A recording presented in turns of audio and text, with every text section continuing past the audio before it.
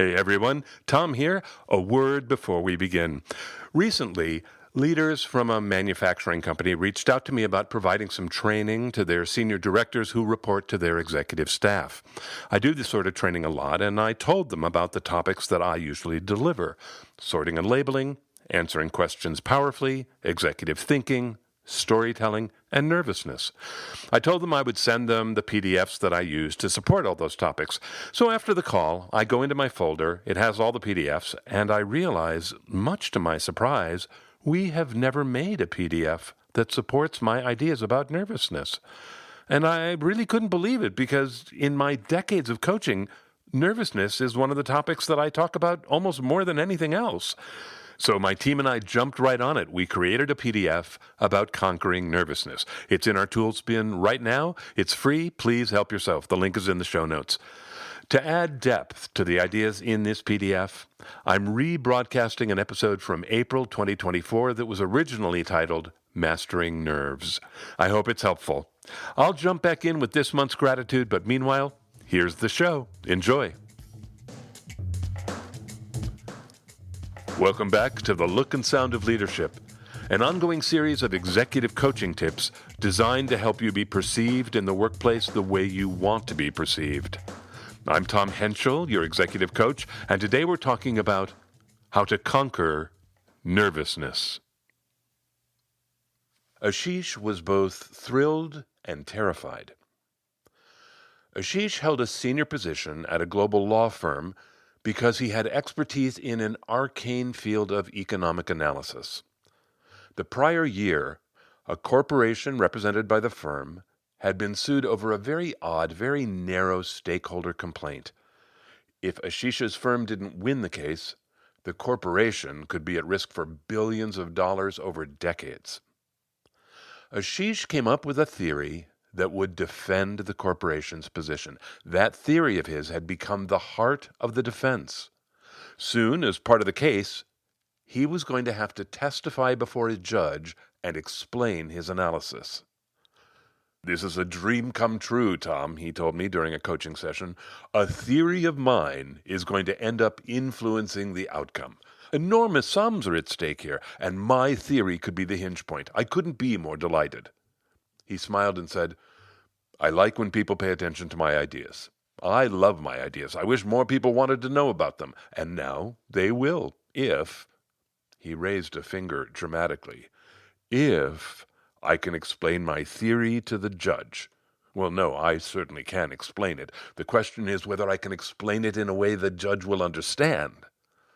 I asked, "Why wouldn't a judge understand?" He blew out a breath and shook his head. "My nerves. I used to get very nervous. I would babble. The worst word salad you've ever heard. If that happens in front of this judge, that would put the case at risk." "Is that a possibility?" I asked. "That you would babble in front of the judge?" Maybe not," he said. "I haven't had an attack in a long time now, but I remember how it felt when I did.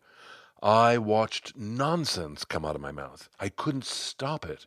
I knew it was happening. Well, except this once. I've never forgotten this. I haven't told this story in a long time. This was a heart-stopper, Tom. I was making my first presentation to the board of directors at a company where I'd been barely a year. I'm standing at the end of the conference table. My slides are on the screen. I go through my spiel. And when I finish, I see a sticky note on the table next to my computer, and I think, that wasn't there before. It's in my admin's handwriting. I read it. It's fine, no big deal. But I cannot figure out how it got there. So after the meeting, I ask her, where did this note come from? And she looks at me like maybe I'm not well, and she says, "I handed it to you." And I say, "You did? In there? In front of the board?" And she says, "Yes, in front of the board." Tom, I had no memory of her ever being there. She told me she walked in from the back of the room and walked the whole length of the table, and I never saw her. Whenever I think about it, it's hard to believe your mind can do that to you. How frightened must I have been to not even see her? "Like you blacked out," I said. "But kept talking, evidently. I asked around afterwards. Nobody noticed anything. I must have gone into some kind of trance. I don't know what happened. And that's scary, too. What if that happened again?" I asked, Is there reason to worry? You said you hadn't had an attack in a long time. I understand why it would be on your mind, but it seems you're managing it, but maybe not. No, I think I am, he said. I remind myself of something I said to one of my daughters when she was young. I think I made it up. Maybe I read it somewhere. In any case, she used to get so nervous she would vomit. And one day I said to her, "Look, whatever is going to happen is going to happen. And once it happens, then you'll deal with it. But right now, all your worries about what's going to happen, they're just made-up stories. It's not real. And it seems your stories have pretty unhappy endings. I wonder if you could write yourself a happy ending." And that is how I coach myself against my nerves. Write a happy ending. Create a positive outcome. Think, people are going to like this. Which is not that hard because I really do like talking about my ideas. It's why I still lecture at 2 universities. I love talking about my ideas. It's not hard to create a happy ending. They're going to love this lecture, or they're going to support my position, or whatever. I can picture a good outcome. I nodded, agreeing, saying, when I talk with people about nervousness, I ask, what outcome are they imagining? If it's a bad outcome, focused on their weaknesses and what might go wrong, it makes sense they would feel nervous. But if they're imagining their strengths and where they're confident, there's just no room for nerves. So I say choose your focus. You have control over your thoughts. What ending are you imagining? He asked, what else do you talk about when you talk with people about nervousness?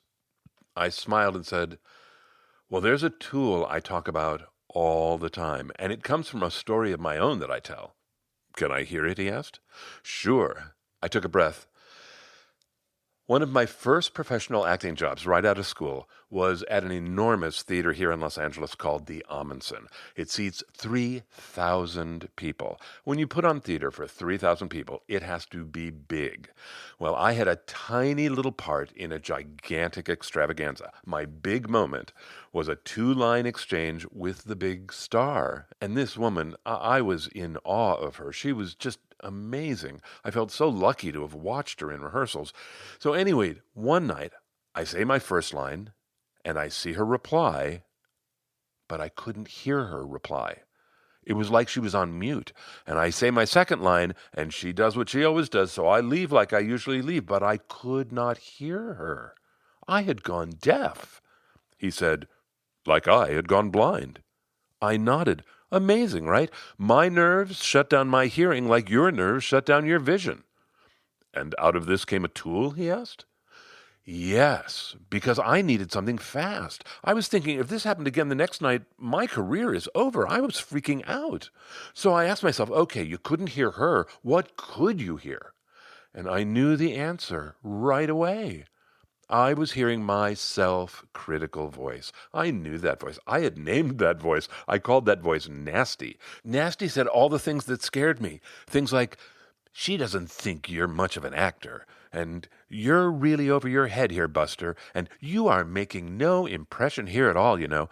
Nasty was scary, and Nasty had become louder than that actress I adored. That's what I could hear. So here's what I thought to do. I made up a sock puppet, a really soft, goofy, harmless little thing that I could make talk by quacking my hand, and I put Nasty's voice in the sock puppet. So it still said everything that scared me, but it was a sock puppet, and it was outside me. That became important for me. Having the sock puppet separate from me meant Nasty wasn't inside me anymore. It wasn't part of me. It was out there. And suddenly I had 2 voices I could choose between. I could choose to listen to whatever was happening in front of me and be present, or I could choose to listen to my sock puppet and feel hijacked. I had choice. He nodded. Hijacked, like I was in that boardroom. After we both paused, I said, a lot of people think their nerves mean something. If they feel nervous, it must mean bad things are going to happen. But that's not what nerves mean at all. You can be nervous and still do just great. Nervousness is just a condition in the body, like hunger, like thirst. You can be hungry and thirsty and still do your job, right? Well, you can be nervous and still do your job. That's a revelation for some people. She said, "It makes me think of something my wife has been saying to me for years. It's not your car."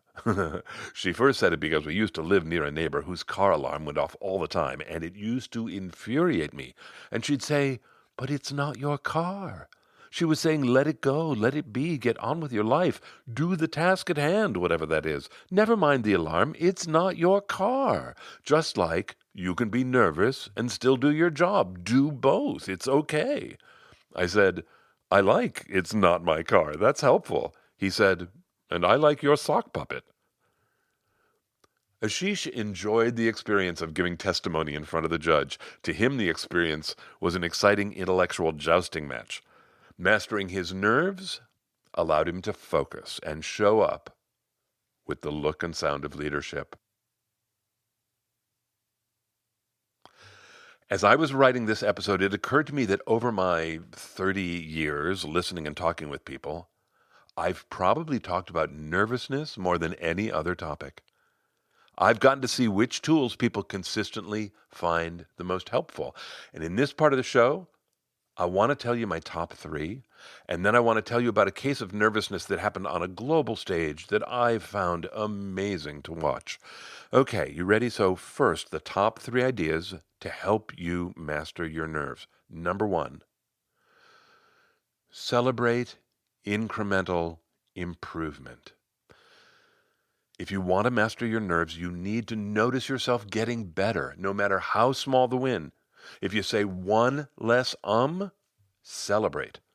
If you're nervous 1 minute less, celebrate. If out of 10 questions you get asked, you can answer just one of them with clarity and spark, celebrate. So what does this mean? How would you put this into action? Here's what you do. You pick some part of your nerves that you want to improve. So maybe you're going to focus on something physical, like not racing through your words. Or maybe you're going to focus on something mental, like not letting your thoughts go racing. Whatever you focus on, whatever you want to make better, take its measure and set yourself a goal. It would sound something like this. Next time, before my next presentation, I'd like my nerves to be at 4 instead of 8. That would be a reasonable goal. But what if you only get to 6? You celebrate. To manage your nerves, you have to create a positive feedback loop. I have come to believe that most people are not wired to celebrate incremental improvement. They have to make themselves notice good things. Most people learn to celebrate incremental improvement. If you can do it, it makes a difference. Celebrate incremental improvement. Okay, that's idea number 1. Before I jump into idea number 2, I want to make a quick diversion. I want to say a word about panic. Some people experience panic. I think panic is different from nerves. Over the years, clients who have panic have told me that beta blockers help them. They were still nervous, but they weren't panicked. If your nerves feel like panic, racing heart, short of breath, you might talk to a doctor about beta blockers. Okay, so idea number 1 was celebrate incremental improvement. Now we get to number 2. Write happy endings.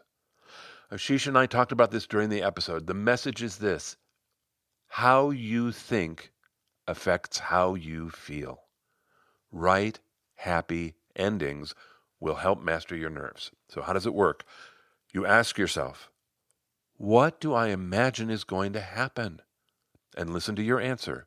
What do I imagine is going to happen? If you're nervous, it's almost guaranteed you are picturing an unhappy ending. Something bad is going to happen. I mean, come on. If it were all glory and rainbows, why would you be nervous, right? So there has to be some tripwire in there. What is it? That's your job. Articulate specifically, what are you worried about? And then you ask yourself this question. Those things that I'm worried about, are they in my control? If they are, just go do them. I mean, take care of business. But if they're not, well, then you don't know what's really going to happen. That's the very definition of not being in control, right? You don't know what's going to happen.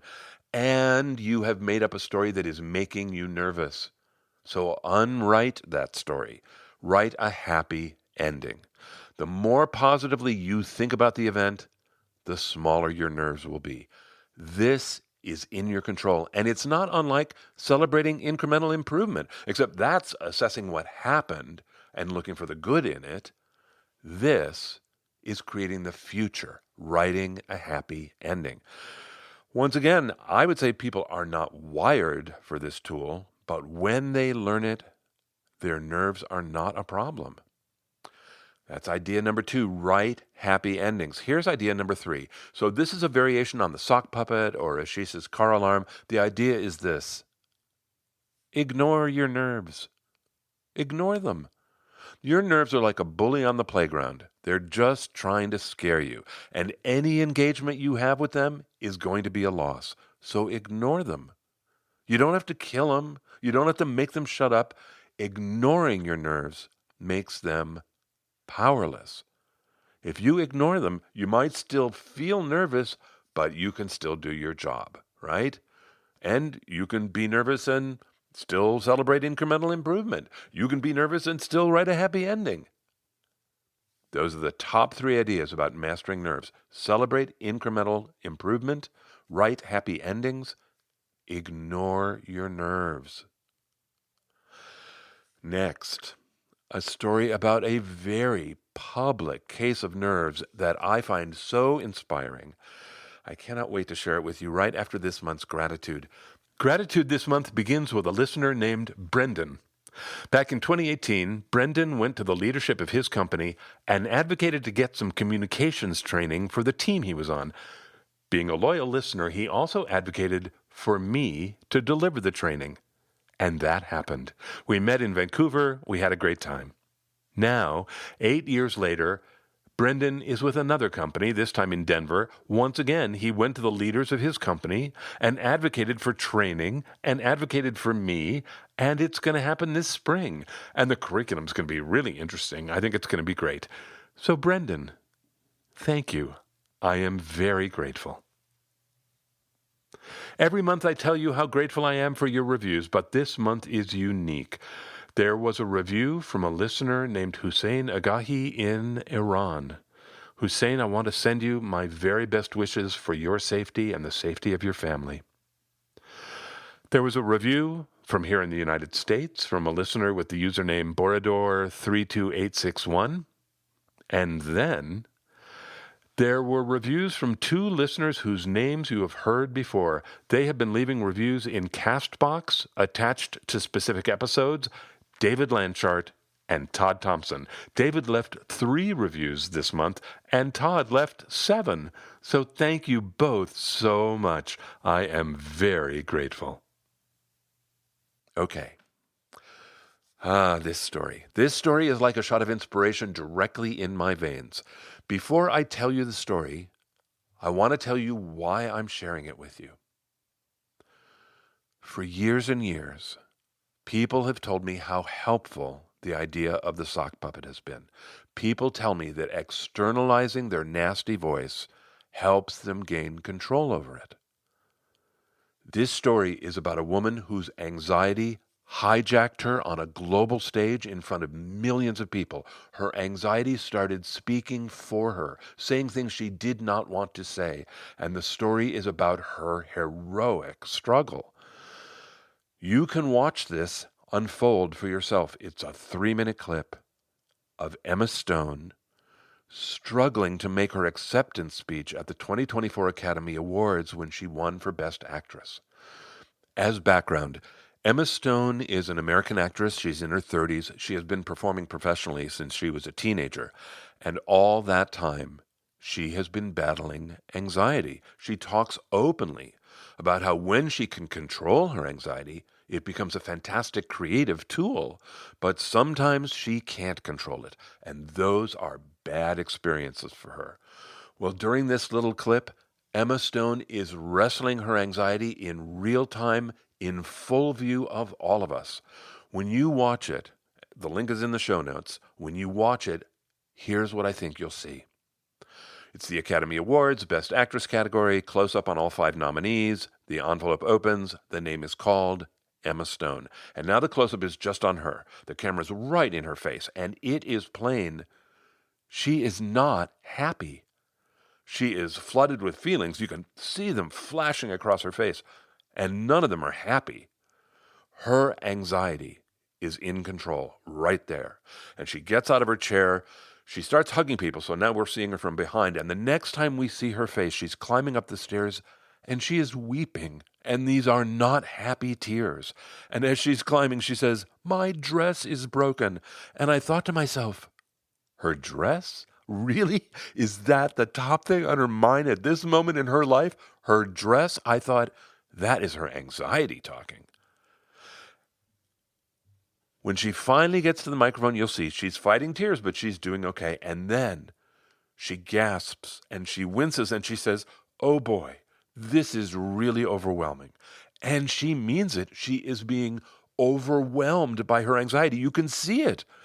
And her anxiety speaks for her out loud. Her anxiety starts to make an apology. And she just shuts her mouth and she shakes her head no. And then her anxiety says, "My voice is a little off." And she interrupts it and says, "Whatever." And suddenly, Emma Stone is there. It's amazing. The anxiety is gone until it's not. It flares up again. And suddenly Emma Stone says, "I don't know what I'm saying. I'm totally..." And she shakes her head again and she goes, "Okay." And boom, she wins again.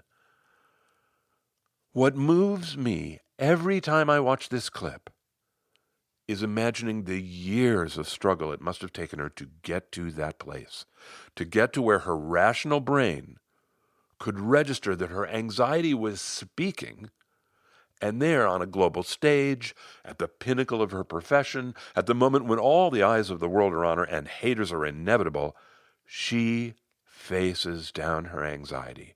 I think it's a lesson for all of us. She mastered her nerves, and you can too. The 3 ideas in this part of the show: celebrate incremental success, write happy endings, ignore your nerves. I wrote those 3 things in the show notes so you can grab them. There's also a link to the Emma Stone clip. And by the way, I just want to say the irony is not lost on me that my 3rd idea is ignore your nerves, right? Don't fight with your nerves. And then I tell you this story of Emma Stone fighting the hell out of her nerves. I shared that story as a vision of what I think mastery looks like. Emma Stone has been working hard to master her nerves for years. She is a pro, which is why that clip is so inspiring. But most of us aren't that far along in our journeys. So ignore your nerves. That's a good strategy for now. We have lots more tools to help you master your nerves. We just created a new category in the library called nervousness. So this episode is in that category and 2 others, managing yourself and self-talk. Those are categories in the library, links in the show notes.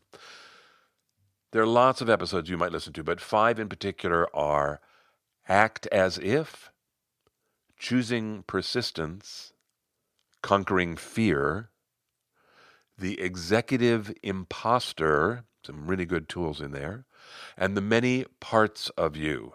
If you're having trouble with this whole idea of separating your nervousness, like into a sock puppet, The Many Parts of You might help you with that thinking.